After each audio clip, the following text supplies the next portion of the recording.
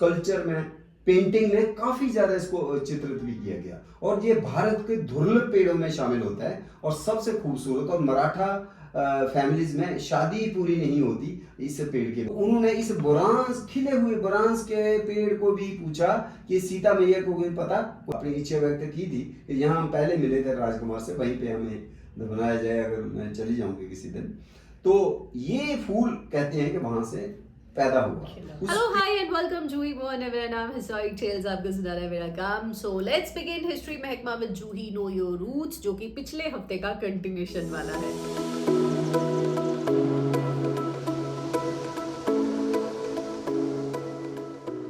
So we have with us my co-host and historian Dr. Mrinalini Atre ji, and of course our guest from last episode. Basically ये continuation ही है last वाले का. So OP Sharma विद्यार्थी जी is with us, और इस बार हम लोग बात करने वाले हैं जो हमारे डुग्गरलैंड में फ्लावर्स मिलते हैं, जो पेड़ मिलते हैं, उनके साथ बहुत सारे फोक टेल्स, फोकलोर्स जुड़े हुए हैं. So इस बार हम उनके बारे में बात करने वाले हैं. So let's watch it. And या OP शर्मा विद्यार्थी जी की जो नॉलेज है दैट इज कमेंडेबल, मतलब ही इज लाइक ज्ञान का सागर। तो बहुत सारी बातें उनके साथ हमको करनी थी, बट मे बी अगली बार और हम कंटिन्यू करेंगे। He is member of biodiversity council Jammu Kashmir and Ladakh, जिसे जैव विविधता समिति भी कहा जाता है। And he retired as principal chief conservator forest, और वाइल्ड लाइफ प्रोटेक्शन बोर्ड के मेंबर भी हैं, और ट्री टॉक के लिए तो हम उन्हें जानते ही हैं। तो चलो फिर पिछली बार की बातों को आगे कंटिन्यू करते हैं। तो इस तरह आपने बताया ना कहानी भी आई। हाँ, कहानी इसकी बड़ी रोचक है जूही।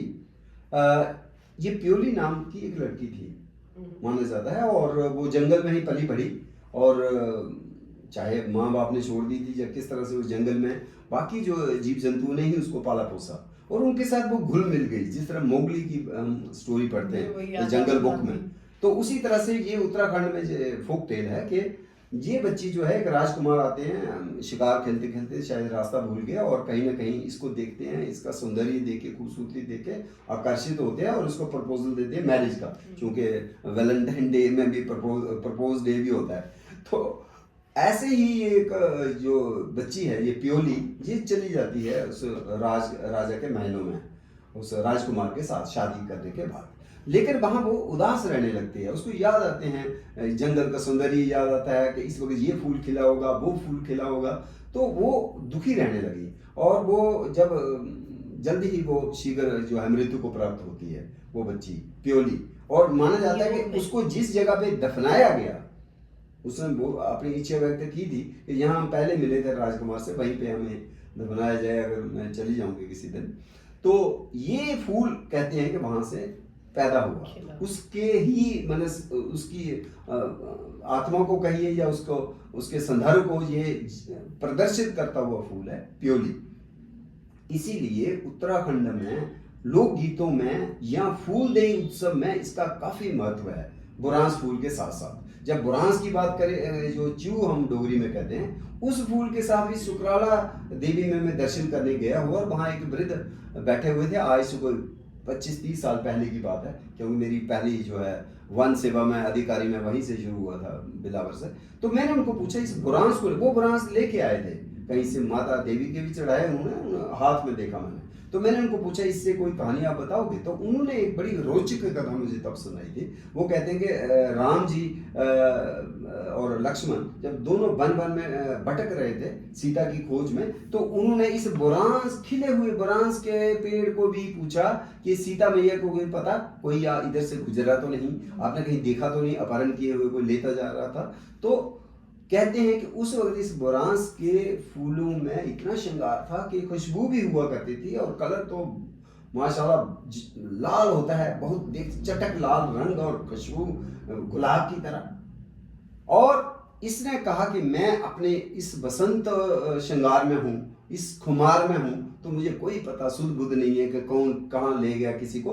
तो जो उसमें कहीं ना कहीं थोड़ा सा गुमान जैसा, अभिमान जैसा प्रदर्शित हुआ। तो कहते हैं, जैसे लोक कथा है कि भाई रामा ने श्राप दिया कि आपकी सुगंध भी चली जाए, और आपका श्रृंगार जो खूबसूरती रंग है, ये दोनों आप लूज करो, ताकि आपको हमेशा याद रहे कि आपने इस तरह से मर्यादा पुरुषोत्तम को जवाब दिया। ये तो मैंने पहली बार सुना है वैसे कि रामचंद्र जी ने किसी को श्राप दिया हो। हाँ, ये ऐसे This is the लोगों का first है। for me. और लेकिन इसके साथ ही देखिए कि उसके बाद ये पेड़ जो है अपनी गलती का एहसास करता है और ये गिड़गिड़ाता है कि क्षमा करें प्रभु, मुझे क्षमा करें। तो राम कहते हैं कि जो अब आपको दे दिया गया है श्राप, इसको मैं आधा कर देता हूँ। अब आपके पास सुगंध नहीं रहेगी लेकिन रंग रहेगा। तो रूप रंग के लिए आप दुनिया भर में जाने जाओगे, लेकिन जो कमी है सुगंध की, ये आपको आपकी भूल की याद दिलाता रहेगा।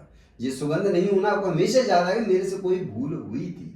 तो कहते हैं कि इसीलिए इस फूल में जितना सौंदर्य है ये बहुत खूबसूरत है लेकिन सुगंध नहीं है। काश इसमें गुलाब की तरह सुगंध होती। मतलब that is how it has been explained. गुलाब को सुगंध मिली है तो कांटे मिल गए हैं, हाँ। इसको खूबसूरती मिली है तो सुगंध नहीं मिली है। तो Completeness मतलब ये नहीं हम है। ये भी कह सकते हैं ना कि जैसे भगवान हर इंसान में एक कुछ ना कुछ कमी छोड़ देते हैं। और जब हम रामा की बात करते हैं तो ये मदनो उत्सव जो है कृष्ण राधा के साथ तो ज्यादा जुड़ता है। तो जो वृंदावन की होली है, मथुरा वृंदावन में होली आज भी टेसू के फूलों से बनाए हुए गुलाल से खेली जाती है, जो हमारे त्वचा के लिए बहुत ही फायदेमंद है, हेल्दी है।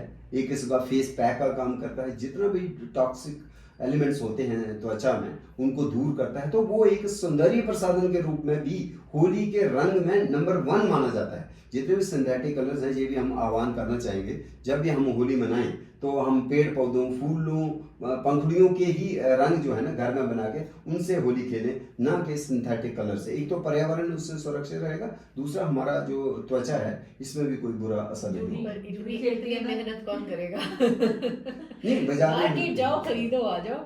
नहीं, बाजार में गुलाब मिलता है। लेकिन कितना अच्छा मिलता होगा, उसमें भी तो एडल्ट्रेशन होता है। लेकिन इसके लिए थोड़ा सा हमें ये है कि जिस तरह अभी फूल इसलिए आएंगे फूल खिलेंगे, खिलेंगे। पहले ही आप उसको हाँ। जोड़ ड्राई करके रख लें, पाउडर बना के रख लें। अगले साल जब होली आएगी तो आप उसको नहीं, आप यूज कर फूलों से सकते भी हैं। खेल सकते हैं ना।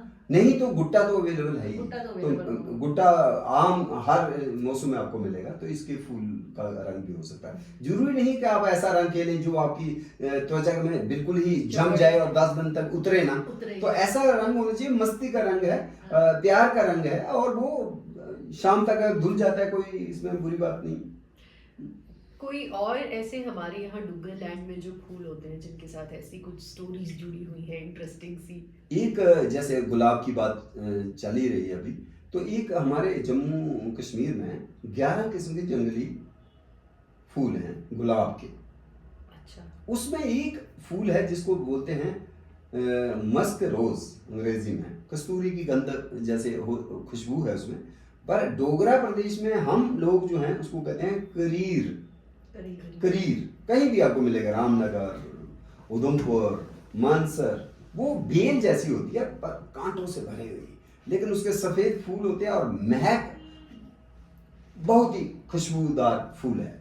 और ये भी संदर्भ जो है उसी ने सुनाया था जो बुरांस के कहानी उसने राम की जोड़ी।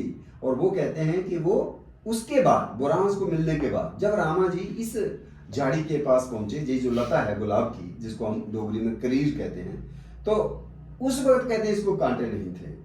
और जब रामा ने इनसे पूछा तो उसने जो करीर है जंगली बेल लता, इसने जवाब दिया कि हाँ मैंने रावण को इस रास्ते से गुजरते देखा।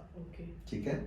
और वो ये भी कहती है कि मैंने बहुत संघर्ष किया, मेरे जो बेलें थी मैंने रस्सियों की तरह ना उसके पाँव को डालने की कोशिश की कि ताकि रुक जाए, लेकिन वो रुका नहीं। काश मेरे पास कांटे होते, कांटे नहीं थे। तो कहते हैं रामा ने वरदान दिया कि आपने संघर्ष तो किया, मैं तो बड़ा प्रभावित हुआ आपके इस आपके विचार से, आपकी इस व्यवहार से, लेकिन आपका जो कवच है अब से आगे आपको जी कांटे जो है ना, अगर कोई उलझ गया, चाहे कपड़ों में कांटे लग गए तो निकल नहीं पाएगा, कपड़े भी उसके फट जाएंगे और लहूलुहान उसका तन हो जाएगा। और आज भी आप देखें इसमें पूरे कांटों से भरी हुई ये जंगली गुलाब की लता है।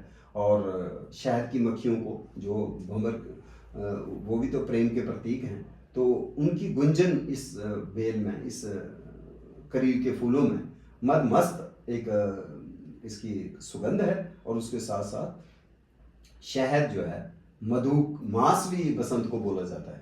तो ये जो 40 दिन हैं बसंत पंचमी से लेकर होली के दिन इसमें ही सही मधु जो है इकट्ठा करती हैं शहद की मक्खियाँ। क्योंकि फूल ज्यादा खिले हुए हैं हर जगह के, तो ऑब्वियसली वो ज्यादा। और जो जम्मू शहर में भी हमें फूल दिखता था, अब कम हो गया, और अभी भी आप देखें तो खिल चुका है वो है ब्रैंकट। डोगरी में हम जिसको ब्रैंकट कहते हैं, तो संस्कृत में इसका नाम वासा आया, और वासा से ही बसूटी नाम से बसोली के लोग इसको उच्चारण करते हैं। और ये जो फूल है ना, इसको संस्कृत में एक बहुत खूबसूरत नाम दिया गया जो राजाओं महाराजाओं के सिंहासन से जुड़ता है। वो ऐसे सिंह हम शेर को कहते हैं, जो दुर्गा माँ का भी जो वाहन है वो शेर ही है, बबर शेर। तो जो सिंह का हास्य, इसका नाम है सिंहास्य। सिंह के हंसने की मुद्रा जैसा ये फूल है। फूल को अब निहारना पड़ेगा। ब्रैंकट के फूल की बात कर रहा हूँ। उसके फूल को देखेंगे आपको ऐसा लगेगा जैसे हंसता हुआ शेर है। पर्पल सा होता है जो? ना, सफेद फूल होता है, सफेद फूल होता है। और ये ही जो मुद्रा है ना, यही मुद्रा आपको डुग्गर प्रदेश में जितनी भी बोलियां हैं, चाहे पापनाशनी बोली है, चाहे दूसरी बोलियां हैं, बावड़ियां भी हम कहते हैं, उसमें जो पत्थर से उकेरा गया पत्थर है ना, वो भी शेर के मुंह जैसा है, मतलब ब्रैंकट के फूल की तरह है।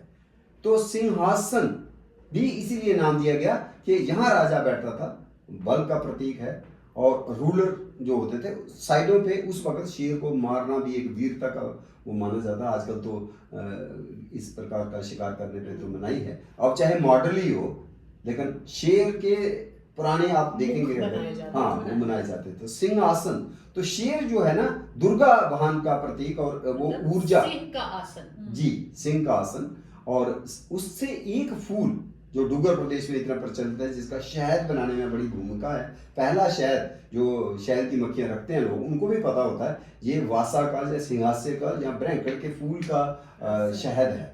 तो वो इंतजार करते हैं कि बाकी फूल खिल जाएं, फिर आपको घना शहद मिलेगा दूसरा वाला। जैसे सोलाई का एक सोलाई भी फूल होता है जो हमारे रामबन में और चिनाब वैली में बहुत होता है, और उसको अभी भारतीय सरकार ने जीआई टैग भी लगाया हुआ है, जियोग्राफिकल इंडिकेशन में। सुलाई का शहद जो है वो एक सफेद रंग का होता है, घना होता है और पौष्टिक होता है, और एक खास पहचान है हमारे चिनाब और रामबन रामसू के इलाके की।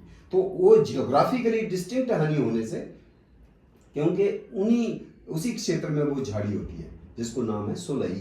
तो सोलई हनी ये है हमारे मार्केट में काफी चर्चित है और काफी पौष्टिक है, और ये भी बसंत उत्सव से जुड़ता है। जो ये हम फूलों के शहर में पहुंच गए हैं। Exactly. इतने फूलों की बात की है हमने। Exactly. कुछ पेड़ भी हैं ऐसे जिनकी हम पूजा करते हैं, कुछ ऐसा उनके साथ भी कुछ कहानियां हैं? बिल्कुल है। एक कृष्ण की बात करते करते मैं भूल गया आपको ये बताना कि पहला जो फूलों वाला पेड़ जो कटरा से लेके कामरूप तक, असम तक मिलेगा आपको, और इतना ही नहीं आपको तमिलनाडु कन्याकुमारी तक मिलेगा। और वो फूल जो है उसको कहते हैं पारिजात, संस्कृत में पारिजातम, जहाँ इस तरह का नाम साउथ इंडिया में। और ये फूल जो है जिसको डोगरी में या हिंदी में कहते हैं हरि का श्रृंगार, हरि कृष्ण को कहा गया। हम हार श्रृंगार बोल देते हैं कई बार, बेसिकली हार श्रृंगार बन गया है डोगरी में नाम एक, लेकिन हरि का श्रृंगार है, तो इसको हार के बदले हर बोलना चाहिए, हर श्रृंगार, हर श्रृंगार, जिसका पारिजात संस्कृत का नाम है। लेकिन डोगरी में इसके अपने विशेष नाम है। जैसे रामनगर में मुझे जो पहला नाम मिला था वो था कूरी। कूरी कूरी कूरी शब्द जो है, मैं कश्मीर में जब गया था, वो कूर कहते हैं कुड़ी को, कुड़ी को। और ये एक दंत कथा जो फोक टेल है जो हमारे हिमालय क्षेत्र में है, वो है कि ये लड़की का नाम है पारिजात, और वो सूर्य का संदर्भ आता है कि सूर्य देव से उसका प्रेम प्रसंग हुआ, और सूर्य देव उसको मिलने आए क्षणिक, और जो ही आया फिर उनको लगा नहीं मुझे तो ऊपर चमकना है, मैं नीचे कैसे आ सकता हूँ, या उन्होंने ऐसे ही बहलाया फुसलाया होगा। तो ये जो पारिजात लड़की, इसने पूरा हार श्रृंगार किया हुआ था कि सूर्य देव से प्रेम का जो है रस का वो उसमें डूबेगी। लेकिन जब निराश कर दिया सूर्य ने, थोड़ी देर प्रेम प्रसंग के बाद वो चले गए आसमान में चमकने, तो कहते हैं इसका दिल टूटा उस बच्ची का, उस शहजादी का, उस लड़की का जिसका नाम पारिजात था, और वो उसने अपना सारा श्रृंगार जो है खराब कर दिया, और तब से वो फिर उसकी मृत्यु को प्राप्त हुई, और बोला कि उसकी जो जगह जहाँ पे वो दफन हुई वहाँ से ये फूल निकलता है, और आज भी पारिजात का फूल सूर्य का मुंह नहीं देखता है, नहीं देखना चाहता है, और ये खिलती ही सांझ को है, संध्या को खिल करके सुबह सूर्य उदय से पहले अपने सारे फूलों को झाड़ देती है।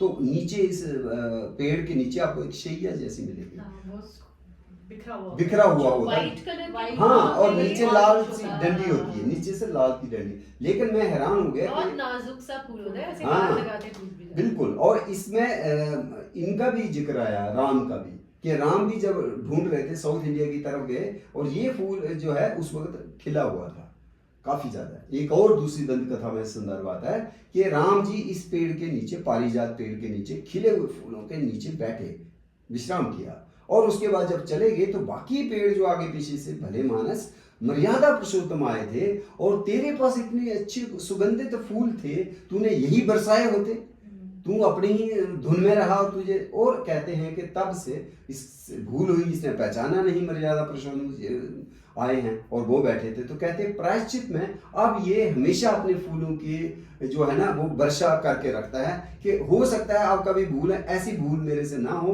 अगर राम मर्यादा पुरुषोत्तम आएंगे तो फिर ये फूल उनको शैया बनी हुई मिलेगी। तो हमेशा ये फूलों की शैया जो है ना बना के रखता है ये पेड़। लेकिन ये गठिया के लिए, और री की पेड़ डोगरी में हम कहते हैं, जब गृहदसी हिंदी में, या श्याटिका, उसके लिए रामबाण औषधि है ये। और पारिजात की चाय भी बहुत ही बढ़िया है, और पारिजात का जो है कृष्ण का पूरा श्रृंगार किया जाता है। और ये फूल जो है हमारे कटरा से लेकर रामनगर, कटरा, ये पूरा आसाम तक, लेकिन हर जगह नाम अलग अलग है। जैसे संस्कृत में उसको कहा गया शेफालिका, और शेफाली नाम भी हमारी बच्चियों के होते हैं, और शेफाली नाम भी इसका बन गया। असम में इसको कहते हैं, असमिया लैंग्वेज में शिवली, थोड़ा सा फर्क है। शेफाली का शेफाली हुआ, कहीं शिवली हो गया, और कहीं पूरी हो गया, जैसे डोगरी में मैंने बोला। तो ये अलग अलग जगह, और उर्दू वाला एक नाम मिला गुल जाफरी, उन्होंने भी अपना नाम बनाया। तो ये ऐसा फूल है जिसके बारे में रिच फोकलोर है। इतना ही नहीं, ये कहा जाता है कि ये जब सागर मंथन में अमृत निकाला गया तो उसको इंद्रलोक में ले गए, तो ये पौधा जो था ये भी निकला था। पारिजात सागर मंथन में उपजा हुआ ये वनस्पति है, और इसको इंद्रलोक में लगाया गया। और उसके बाद नारद मुनि जी इसका एक फूल लेके आते हैं, और द्वारका में कृष्ण जी को भेंट करते हैं। बगल में बैठी थी रुक्मिणी, उनको वो दे देते हैं। तो नारद जी जाकर के सत्यभामा को थोड़ा सा सुना दे, ये फूल आया था, इतना दुर्लभ था, मुझे उम्मीद थी ये सत्यभामा को मिलेगा, तो आपको नहीं दिया। अब आपने एक फूल क्या करना है, अब आप जिद में पड़ जाओ कि पूरा पेड़ नीचे आएगा, तभी वो उठेंगे अपने जो उनकी चिक्की मंजीर। तो कहते हैं कि कृष्णा गए और इंद्रलोक से ये पेड़ धरती पर लाए। इसलिए भी कृष्ण का श्रृंगार, हरि का श्रृंगार करके इस पौधे की बड़ी महिमा है। और जम्मू में जितने भी हरि सिंह पार्क में भी ये लगा हुआ है, और कई जगहों में, बागे बहू में है, और कई जगहों। लेकिन एक और फूल जिसकी मैं बात करना चाहूँगा जो इधर लगा हुआ है, वो है अशोक का पेड़।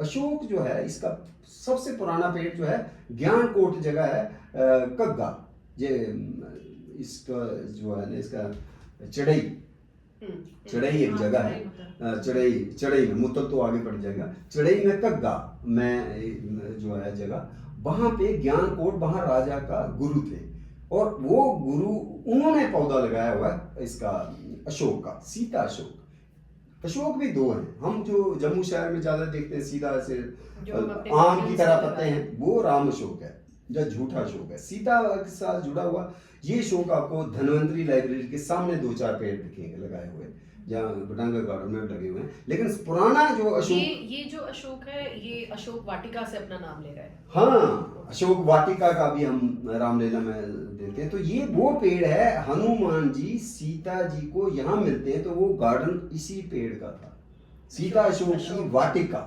और सीता अशोक, इसका नाम भी अशोक क्यों पड़ा, अशोक को दूर करने वाला, क्योंकि सीता मैया को जब हनुमान जी मिले तो उनका हल्का हुआ थोड़ा दिल, उनकी परेशानी थोड़ी कम हुई, क्योंकि वो राम जी के दूत थे और वो तो इसलिए भी शोक दूर करने वाला वृक्ष ये संदर्भित हुआ। लेकिन दूसरा इसका ये है कि इसके पत्ती हो, बीज हो, फूल हो, शाल हो, खास करके आयुर्वेद में कई बीमारियों के निवारण के लिए भी इसको औषधीय पेड़ माना गया। और उस तरह से भी जब व्याधियों से आप दूर होते हैं, कोई बीमारी ठीक होती है, तब भी आपका शोक दूर होता है। तो अंग्रेजों ने इसको ट्रांसलेट करके नाम दिया सारोलेस ट्री। लेकिन सारोलेस ट्री में जो हमारी आस्था है वो नहीं झलकती जितनी हमारे अपने नाम है, सीता अशोक नाम से है। और अशोक के 64 पौधे जो है ना, ये आपका जो रोटरी क्लब गांधीनगर में एक फ्लोरिकल्चर का गार्डन है जिसको सोन सिंह पार्क नाम से जाना जाता है, वहाँ पे 64 पेड़ इसके लगाए गए हैं। तो वो अब फ्लावरिंग स्टेज पे हैं। और हमारे जनाना पार्क में भी इसके पेड़ लगे हुए हैं, बागेबाहु में तो हमने बता दिया। लेकिन इसका अशोक अरिष्ट जो है आयुर्वेद में काफी फेमस है, फिर कल्चरली इंपॉर्टेंट है। नॉर्मली हम जिसको अशोकारिष्ट बोलते हैं, हाँ, वो इसका है सीता अशोक का, ना कि राम अशोक या झूठे अशोक वाला। ये दोनों में कई लोग थोड़ा सा कंफ्यूज हो जाते हैं। लेकिन ये पेड़ जो है अशोक को लेकर के बहुत कई किस्म की बौद्धिस्ट उनमें भी ये मान्यताएं हैं। और स्कल्पचर में, पेंटिंग में काफी ज्यादा इसको चित्रित भी किया गया। और ये भारत के दुर्लभ पेड़ों में शामिल होता है और सबसे खूबसूरत। और मराठा फैमिलीज में शादी पूरी नहीं होती इस पेड़ के बिना। जिस तरह से हम आम का बंधनवार बनाते हैं तो वहाँ पे अशोक के पत्तों का बनाया जाता है। हालांकि कई बार तो राम अशोक के पत्तियों का ही ज़्यादा हम पंडाल में देखते हैं, मंदिरों में भी देखते हैं। और ये इस तरह की जो पेड़ हैं जिनके बारे में हमारा संस्कृति जुड़ी हुई है, आयुर्वेद जुड़ा हुआ है। मदनोत्सव, जब बसंतोत्सव का भी जिक्र आता है, क्योंकि इसमें बड़े चटक लाल रंग के फूल आते हैं। तो ऐसे फूलों को हमें, मुझे लगता है, अपने जो युवा पीढ़ी है, बच्चों के साथ जरूर रूबरू उनको होना चाहिए। और वो इससे बेहतर और समय कोई नहीं होगा जब हम बसंत पंचमी मनाते हैं होली के बीच। ये 40 दिन मुझे लगता है प्रकृति के बारे में, प्रकृति को एक तो सौंदर्य निहारने का समय भी माना जाना चाहिए, लेकिन साथ ही साथ उनको शिक्षित, जागृत करने का भी एक आह्वान हमें करना चाहिए कि ऐसा अभियान छिड़ जाए कि इन 40 दिनों में हम पर्यावरण की बात करें, पेड़ पर चर्चा करें, प्रकृति से जुड़ें, चाहे वो चित्रकारी के हवाले से जुड़े, चाहे हम वार्ता करें, तो ये बहुत अच्छा होगा। प्यार में डूबे डूबे जो बातें आपके मन में घर कर जाएंगी, मुझे लगता है उसका असर काफी देर तक रहेगा। वो तो है sir. Anything you want to add? मुझे लगता है अब हम इतना फूलों के बीच चले गए हुए हैं शायद। मुझे लग रहा है आसपास से फूल ही फूल है ना बसंत बाहर। एक्चुअली मुझे तो खुशबू भी आ रही है। हाँ, आज एक्चुअली एक्सपीरियंस किया कि हम बसंत में हैं, अदरवाइज वो बसंत पंचमी में तो टाइम ही नहीं मिलता। डेफिनेटली। कुछ आपको लगता है रह गया? रहा कुछ भी नहीं है, सिर्फ यही रहा है कि हम इस भागती हुई जिंदगी में कहीं ना कहीं समय निकालें, प्रकृति से जुड़ने का एक तरीका निकालें। क्योंकि प्रकृति जो आपको प्यार देती है ना, प्रकृति जो आपको डी स्ट्रेस करती है ना, जो प्रकृति है ये आपको कभी धोखा नहीं देगी। प्रकृति आपको रोमांचित करती है। चाहे आप किसी गुलाब के बाग में चले जाएं, चाहे आप नरगिस के फूलों का गुलदस्ता लेके किसी को प्रेजेंट करें, तो मुझे लगता है ये फूलों का मौसम है। और फूलों से जुड़ जाने के, एक अपने प्रियतम के लिए तो आपके पास प्यार की निशानी के तौर पे तो जाएगा ही कोई भी फूल। और लेकिन जंगल के फूलों को निहारने का मौसम है ये। तो जंगल में अगर आप जाएंगे, कहीं ना कहीं ट्रैकिंग भी करेंगे, तो एक वर्जिश भी होगी और सेहत के लिए भी अच्छा है। और उसके साथ साथ आप क्रिएटिव भी हो जाएंगे। जब आप फूल देखते हैं, जैसे बुरांस को लेकर के मैंने बुरांस की बर्फी और बुरांस की आइसक्रीम बनाई इस फूल को लेके। और उसी तरह से प्योली का भी हम देख रहे हैं कि इसका भी अभी मुझे कल ही पता चला कि खाद्य फूल है, तो इसको भी हम इस व्यंजन के तौर पे डेवलप करेंगे।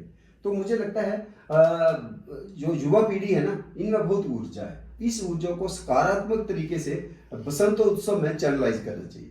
हाँ, मतलब जैसे अगर कहते हैं, मतलब इट्स नॉट रॉन्ग कि हम ट्यूलिप को इतना बढ़ावा दे रहे हैं। टाटा रोज अभी कितना महंगा मिलेगा, जी जी, है ना, 100 रुपए की एक स्टिक। तो हम ये वाले फ्लावर्स को क्यों नहीं प्रमोट करते? और आपने ये बात की, डुग्गर प्रदेश की लोगों की समझ देखिए, लोगों का ज्ञान देखिए कि ये टुलिप गार्डन तो कश्मीर में है, जिसके लिए लोग पर्यटक जाते हैं। अभी हमारे पास जो है सन्नासर में भी बनाया हुआ है या कुद में बनाया हुआ है, लेकिन हमारे जम्मू में डुगर प्रदेश में जो जंगली टुलिप होता है, जो मानसर सर इधर सिदड़ा में ही शुरू हो जाता है और हर जगह आपको मिलता है। गेहूं के खेतों में होता है लगा हुआ छोटा सा टुलिप। वो जो उसकी ट्यूबर्स जो है, कॉर्न जो है, हम खाते थे बचपन में।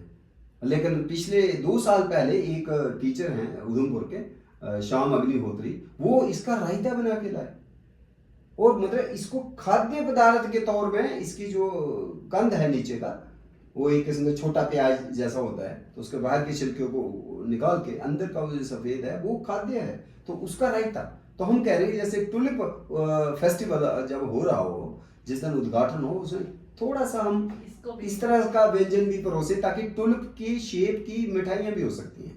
टुलिप की पंखुड़ियों को भी रखा जा सकता है किसी खाद्य पदार्थ। तो टुलिप के साथ जुड़ी हुई जो कलाकृतियां हैं या आर्ट क्राफ्ट है या कोई आस्था है, उसको भी जगह मिलनी चाहिए जब हम कोई टुलिप फेस्टिवल करते हैं। मुझे ऐसा लगता है कि आपसे बात करते हुए, if somebody is trying to get into some restaurant business और समथिंग, तो कुछ ऐसी चीज़ों का आपसे बात करके, ये जो हमारे फूल और ये चीज़ें हैं, इनकी रेसिपीज डेवलप करके कुछ अलग, कोई नया कोई रेस्टोरेंट इस तरह का खोला जा सकता है, विच विल आई थिंक भी हेल्दी फूड भी होगा और कुछ डिफरेंट भी होगा, यूनिक भी होगा। Maybe somebody gets an idea. तो मृणालिनी जी से मैं पहले बात कर रहा था कि कुछ चीजें हम सभी में मत जाएं, हम कुछ चुनिंदा 5-6 आइटम्स को उठाएं, जिसमें 2 फूल हो सकते हैं, 2 कोई जड़ें हो सकती हैं जिनकी बेवरेजेस बनती हैं, जैसे बनफशा के फूल हैं, रौंसलियाँ ताराते बनक्शे ने फुल चुनी जा, लोकगीतों में हर एक। लेकिन बनफशा को लेके भी हमने जितना हम कुछ कर सकते हैं हमने किया नहीं है। तो हम ये चाहेंगे कि ऐसे 2-4 जो खाद्य व्यंजन हैं वो हम अपने मीनू में, जो भी रेस्टोरेंट्स वाले लोग हैं उनसे मिलके उनके उसमें पहले एंट्री करवा दें, उसमें वो लिख दें।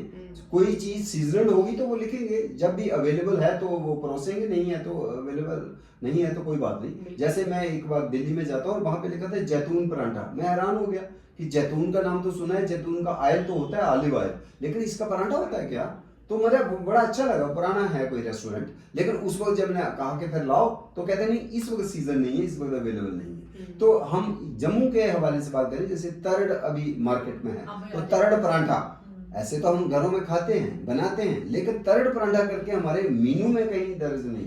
ग्वाल मंडा हमारे पास है, ग्वाल मंडे को अमेरिका तक देखा या साउथ ईस्ट एशिया देखा, हर जगह लोगों ने घरों में लगाया हुआ है, इसकी बाकायदे से कल्टीवेशन होती है, इसको इस्तेमाल होता है व्यंजनों में। लेकिन ग्वाल मंडा डुगर प्रदेश की भी एक बड़ी अच्छी लता है जिसके फूलों की सब्जियां बनती हैं, लेकिन हमने इसको भी कहीं ग्वाल मंडा परांठा या ग्वाल मंडा सूप जो करके अपने मीनू में दर्ज नहीं किया है। तो अगर आप ये प्रेरित कर पाए इनको रेस्टोरेंट्स पर, कुछ गिने चुने, अभी मुझे लगता है तभी फेस्टिवल भी आ रहा है, वो उनको भी हम ये कहना चाहेंगे कि 1-2 व्यंजन इस तरह के उस दिन ऐड प्रदर्शित करें। बिल्कुल बिल्कुल, I think that will be a great idea.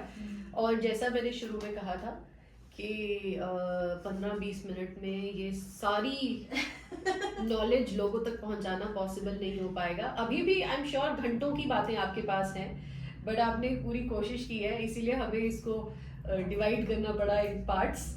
तो थैंक यू सो मच विद्यार्थी जी, आपने इतना टाइम निकाल के इतनी सारी इंसाइटफुल इन्फो शेयर की, बट मुझे लगता है कि अभी आपसे और बहुत कुछ जानना बाकी है ना मृणाली जी? तो maybe next time. Thank you so much and thank you Mrinali ji. Thank you. नमस्कार।